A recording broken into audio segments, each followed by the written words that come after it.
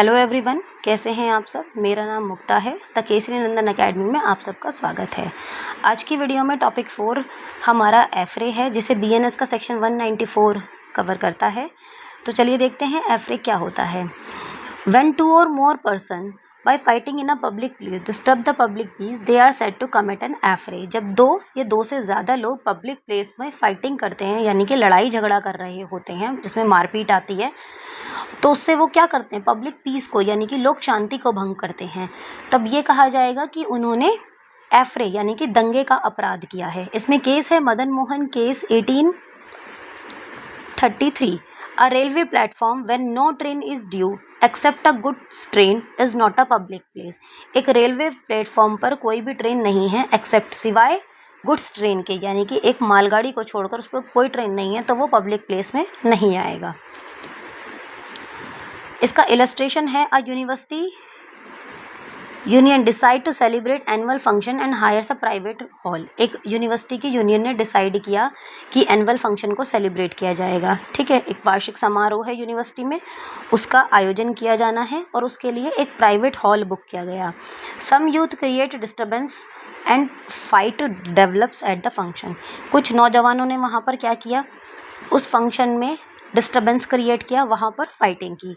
They were charged of एफरे। उन सब पर दंगे का विचारण चलाया गया, वो सब एफरे के लिए चार्ज किए गए। The charge of affray is sustainable because the private hall was covered into public place. जो उन पर एफरे का चार्ज लगाया गया था उसको कंटिन्यू किया गया, उसको लगाए रखा गया। क्यों? इसमें यह कहा गया कि जो वो प्राइवेट हॉल बुक किया गया था, आप ये नहीं कह सकते कि प्राइवेट हॉल में हमने लड़ाई झगड़ा किया था तो वो एफरे में नहीं आएगा। नहीं, जब प्राइवेट हॉल में बहुत सारे लोग यानी कि पब्लिक इकट्ठी हो गई है तो वो प्राइवेट हॉल भी पब्लिक प्लेस में कन्वर्ट हो जाता है। आगे इसमें डिफरेंस है between affray and rioting. An affray cannot be committed in a private place. इसमें यह कहा गया है कि जो एफरे है वो प्राइवेट प्लेस पर कमिटेड नहीं हो सकता।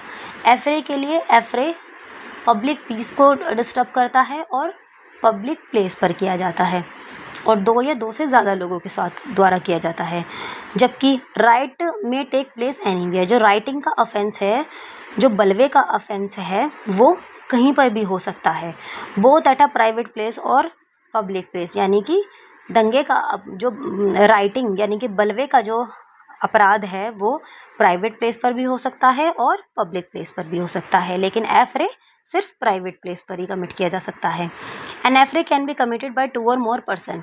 जो एफरे का अपराध करने के लिए 2 या 2 से ज़्यादा लोगों के लिए चाहिए, जबकि राइटिंग का अपराध करने के लिए कम से कम 5 लोग होने चाहिए। क्योंकि राइटिंग का अपराध किसके द्वारा किया जाता है, अनलॉफुल असेंबली के द्वारा किया जाता है। और अनलॉफुल असेंबली कब बनती है, जब उसमें 5 या 5 से ज़्यादा लोग होते हैं। ठीक है,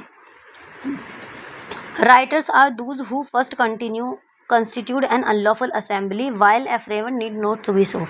राइटर्स जो होते हैं, जो बलवा करने वाले लोग होते हैं, बलवे के जो दोषी होते हैं, उन्हें सबसे पहले अनलॉफुल असेंबली को कॉन्स्टिट्यूट करना पड़ता है, फिर उस अनलॉफुल असेंबली के द्वारा राइटिंग का अपराध किया जाता है। लेकिन एफरे करने के लिए ऐसा कुछ भी नहीं है।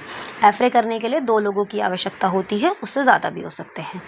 194 का क्लॉज 2 जो है वो एफरे की पनिशमेंट को बताता है। एफरे की क्या पनिशमेंट है, अप टू 1 मंथ और अप टू 1000 रुपीज़ फाइन और बोथ। यानी कि या तो 1 महीने का कारावास हो सकता है या 1000 रुपये का फाइन हो सकता है, या दोनों चीज़ों से दंड मतलब पनिश किया जा सकता है। ठीक है, इस वीडियो में इतना ही। नेक्स्ट वीडियो में हम एक नेक्स्ट टॉपिक पढ़ेंगे, promoting enmity between different groups, section 196। तब तक के लिए थैंक यू।